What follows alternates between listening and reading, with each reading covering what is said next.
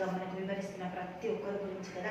దేవుడి ప్రేమ మనకు ఎంతగా తెలియజేస్తుంది. పేదరికంలో ఉన్న కూడా దేవుడి ప్రేమను ఎంత ఆస్వాదించుకోవాలని, పేదరికంలో ఉన్న వారికి ఐశ్వర్యవంతమైన పత్రిక, దేవుడికి మహిమ కలుగుగాక.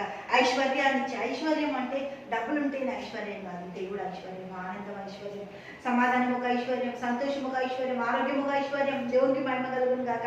మనమేమో డబ్బులు ఉంటేనే ఐశ్వర్యవంతులు అనుకుంటాం, కానీ ఇది ఐశ్వర్యవంతుల కంటే కూడా ఇంకా అధికమైన ప్రేమ కలిగిన పత్రిక. దేవునికి మహిమ కలుగుగాక. హల్లెలూయా. పేదవాళ్ళు క్రీస్తులో ఏ విధంగా ఐశ్వర్యవంతులు యాకోబు పత్రిక నేర్పిస్తుంది. దేవునికి స్తోత్రం. ఇది బీదలకు చాలా ధన్యతనంట. దేవునికి స్తోత్రం. అలా బీదవాడు అనేవాడు చాలా ధన్యుడు అంట. ఎందుకు అంటే ఆ డబ్బులు ఉంటే మనం డబ్బుల మీద ఆధారపడతాం, కానీ బీదోడు ఎప్పుడు కూడా దేవుడి మీద ఆధారపడతాడంట. దేవా ఈ పరిస్థితి నాకు తీర్చవా, ఈ పరిస్థితి నాకు తీర్చవా అని అడుగుతాడంట. దేవుడికి స్తోత్రం. మనమేమో డబ్బులు జోబులో పెట్టుకుంటే మన మనసంతా జోబు మీదే ఉంటుంది కదా, పర్సులో పెట్టుకుంటే మన మనసంతా పర్సులోనే ఉంటుంది, మనము బిరువాలో పెడితే మన మనసంతా బిరువాల్లోనే ఉంటుంది. మన దగ్గర డబ్బులు లేవు, ఆయన దగ్గర ఉన్నాయంటే ఐశ్వర్యవంతుడైన దేవుడి మీదే మన మనసు ఉంటుంది. దేవుడికి మహిమ కలుగుతుందంట. దేవుడు మనకు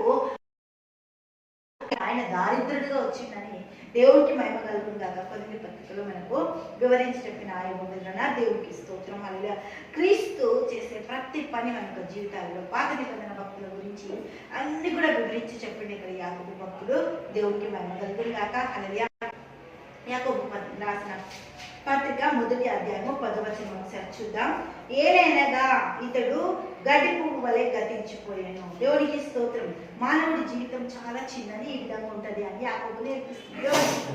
కానీ దేవుడు మనల్ని అడుగుతుంటే కావలసిన ప్రతి దాన్ని కూడా మనకు సిద్ధపరచడానికి దేవుడు ఎన్నో సమకూరుస్తూ ఐశ్వర్యవంతులుగా చేయడానికి ఆయన కృప మనకి ఇచ్చి, దేవునికి స్తోత్రం, గురించి భక్తుల గురించి ఎన్ని విషయాలు చెప్తూ తీరా దగ్గరకు వచ్చేసరికి మన నాలుగ విషయంలో నాలుగ గురించి మాట్లాడటం చూద్దాం.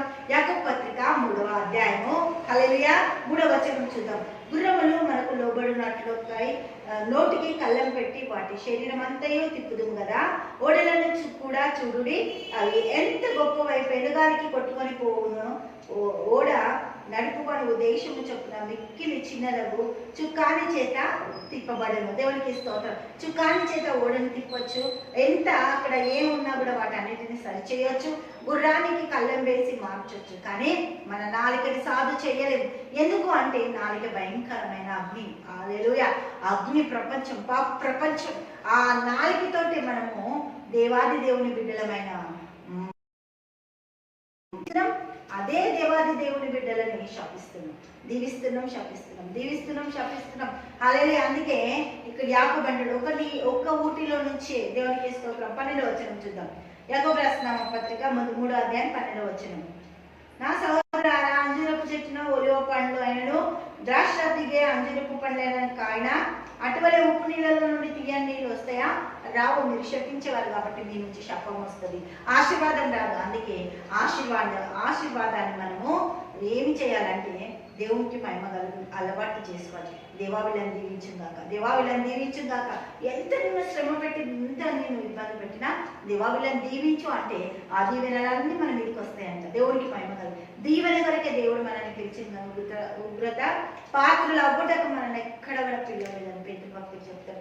దేవునికి స్తోత్రం. హల్లెలూయా. తండ్రి యేసయ్యానికి మన స్తోత్రాలు, గొప్పది అద్భుతాలు చర్యకారాలు చేస్తుంది. తండ్రి బిడ్డలు దీవించి ఆశించి కృప చూపించి గొప్ప ధన్యత దయచేసి మా ఇంత నింపండి. నీ బిడ్డలందరినీ సిద్ధపరచండి, నడిపించండి, ఆశీర్వదించండి. యేసు నామములో యాకోబు పత్రికలను మర్మాలన్నీ నీ బిడ్డలు గ్రహించుకొని జీవితంలో అన్ని కూడా అప్లోడ్ చేసుకోవడానికి కృప చూపించినందుకు కృతజ్ఞతలు చెల్లిస్తే యేసు నామములో ప్రార్థిస్తాం తండ్రి. ఆమేన్.